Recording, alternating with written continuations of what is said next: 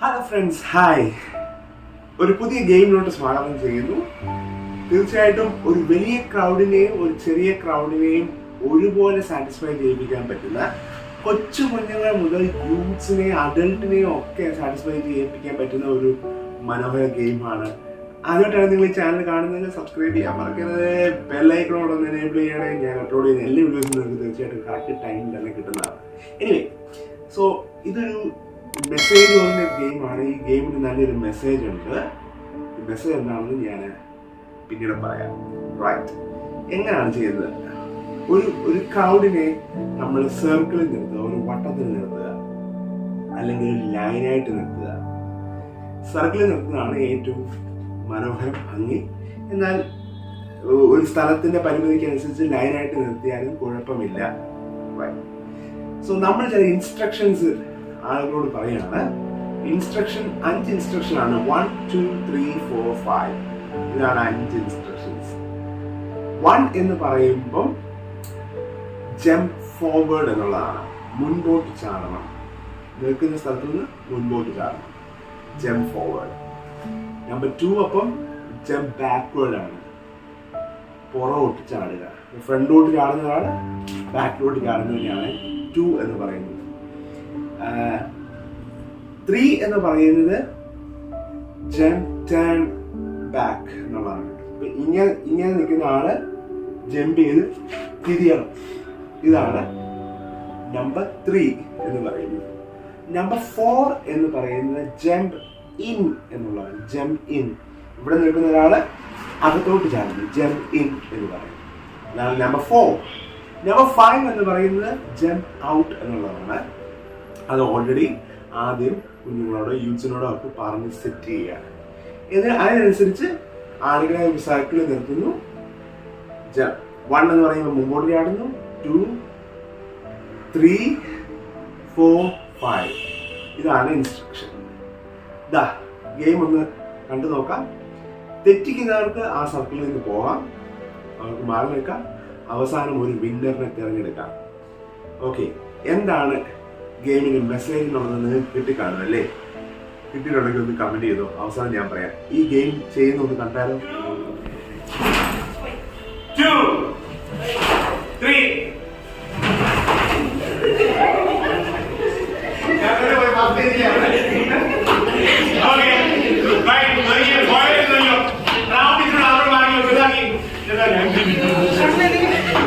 Okay, right. 1, 5.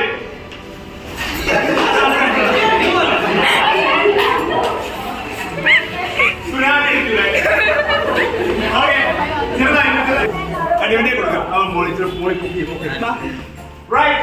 1, 1, 1, 1, 1, 3. Okay.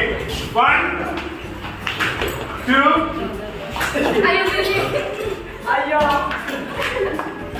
Okay. Right. On the way. 1, 2, 1, 2, 1. ഇവരിൽ ആര് ജയിക്കും? അമൃത.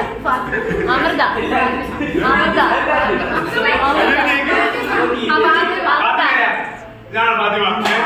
ഫാത്തിമ ബീവിയാണ്. ഫാത്തിമ അമീന എന്നാണ്. ഫാത്തിമ അമീന ജയിക്കുമായിരിക്കും അല്ലേ? ഫാത്തിമയ്ക്ക് ഒരു പ്രതീക്ഷ കൊടുക്കണ്ട, ബാക്കിയുള്ളവർക്കെല്ലാം കൊടുക്കും. ഇനി ഫാത്തിമയ്ക്ക് തന്നെ കൊടുക്കും. ഫാത്തിമയ്ക്കുള്ളൊരു ഗ്രൗണ്ട് സപ്പോർട്ട്. എത്ര പേര്? 4. Okay. 5. 1, 2. 1, 2, 1, 2, 1, 2, 1, 2. 1, 3.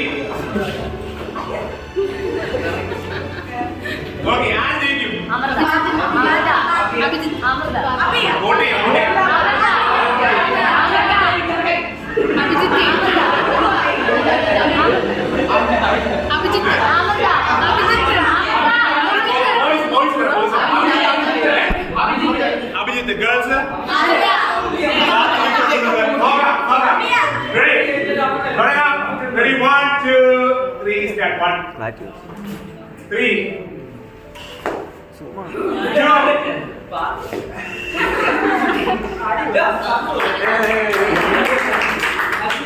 Okay, 1, 2, 1, 2, 1, 4.